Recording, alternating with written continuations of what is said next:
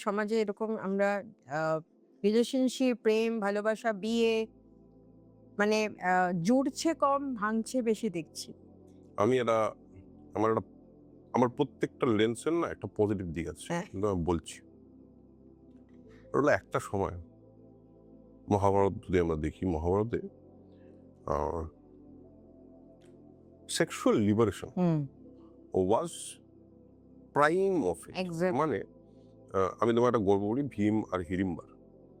হিড়িম্বা ভীমকে গিয়ে দেখেছে, ভীমকে দেখে বলেছে, বাহ, এই ছেলেটা খুব ভালো এবং আমি এর সঙ্গে সম্ভোগ করতে চাই, হুম। Only nothing else.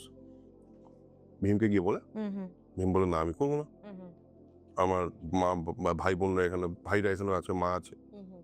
তো হিড়িম্বা গিয়ে কি বলে মাকে, যে আপনি তো একজন নারী, আপনি জানেন না যে ওর এটা করা উচিত এই মুহূর্তে? একজন নারীর যে আপনি এজ এ নারী এটা জানেন যে ও ডিনাই করে ভুল করছে? হুম, হুম, হুম, হুম, কুন্তি বলে হ্যাঁ, এবং ভীমকে বলে ইউ ডু ইট। হুম। পয়েন্টটা হলো, এইটা যদি was the idea of us right. At that point, তাহলে এই মুহূর্তকে আমি কি করে বলি যে সবকিছু ভুল হয়ে যাচ্ছে? আমি এই মুহূর্তে অনেকে বলে, "হ্যাঁ, মেয়েরা তো এখন খুব মানে open about their sexual life." আরে why they should not be? কেন হবে না? কারণ একটা সময় তো ইতিহাস এটাই বলে, আচ্ছা, ছেলেরা গিয়ে সেক্সুয়াল লাইফ নিয়ে সবার সঙ্গে গিয়ে আড্ডা বলতে মারতে পারে, পারে। যা খুশি তাই বলতে পারবে, মেয়েরা পারবে না। কেন পারবে না? হুম। আমার মনে হয় এইটা একটা ট্রানজিশন পিরিয়ড অফ লিবারেশন, এই আর কি।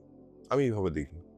হুম। ট্রানজিশন পিরিয়ড, যে আমি এর সঙ্গে আহ, থাকবো, আহ, যদি আমার না পোষায় আমি থাকবো না। থাকবেন।